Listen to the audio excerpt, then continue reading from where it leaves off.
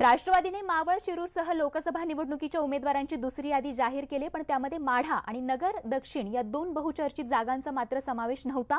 त्यामुळे माढाचा सस्पेन्स अजूनही कायम आहे। अशातच माढ्यातून पुन्हा एकदा पवार तर उभारणार नाहीत ना, याचीही कुजबूज सध्या मतदारसंघात सुरू झाली आहे। दुसऱ्या यादीतही माढा नगरचा समावेश नाही। राष्ट्रवादीत माढ्याचा सस्पेन्स अजूनही कायम, तर नगरमध्ये राष्ट्रवादीला उमेदवार मिळेना। लोकसभेच्या उमेदवारीवरून राष्ट्रवादी काँग्रेसमध्ये सर्वाधिक काथ्याकूट झाला असेल तर तो माढा आणि नगर या दोन मतदारसंघात। पवारांच्या माघारीनंतरही राष्ट्रवादी माढ्याचा उमेदवार जाहीर करू शकलेली नाही। पवार साहेब त्या ठिकाणी निवडणूक आधी लढवणार होते।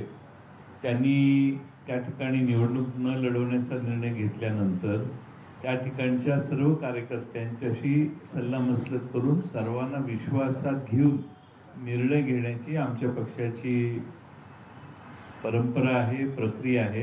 ही प्रक्रिया पूर्ण झाल्यावर तेही नाव घोषित करण्यात येईल। दरम्यान माढ्यातून आता वेगळीच कुजबूज ऐकू येते आणि ती म्हणजे शरद पवार पुन्हा लढणार याची। पण याबद्दल थेट पवारांनाच विचारलं असता त्यांनी हे चिडूनच उत्तर दिलंय। तुम्ही चर्चा करा, तुम्ही चालू ठेवा। नॉमिनेशनच्या दिवसापर्यंत तुमचा कॉलम भरण्याच्यासाठी काही कौतुक असेल तर तुम्ही द्या, आणि नॉमिनेशनचा शेवटचा दिवस कळल्याच्या नंतर जी लीड होते त्यांची क्रेडिबिलिटी लोकांच्या समोर जाईल। शरद पवार कोणत्याही परिस्थितीत माढ्यामध्ये पुन्हा उभारणार नाहीत हे मात्र निश्चित।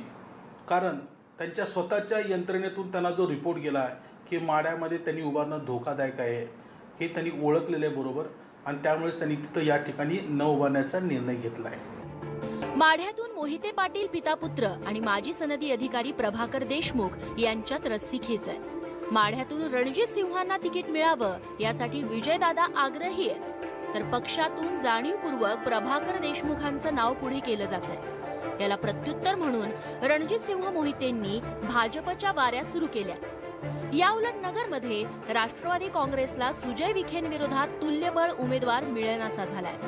तिथं पवारांनी भाजपचे आमदार कर्डिले यांची गोची करण्यासाठी अरुण काका जगताप आणि त्यांचा आमदार पुत्र संग्रामला लढण्यासाठी गळ घातलीये खरी, पण अजूनही राष्ट्रवादी त्यांचं नाव जाहीर करू शकलेली नाही।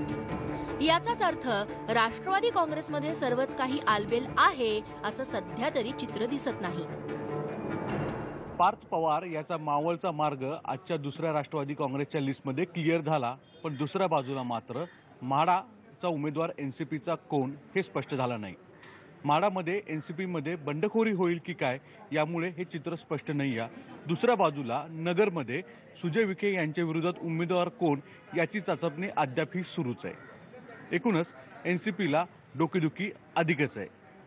व्हिडिओ जर्नलिस्ट सचिन कुबडेसह सागर कुलकर्णी, न्यूज 18 लोकमत, मुंबई।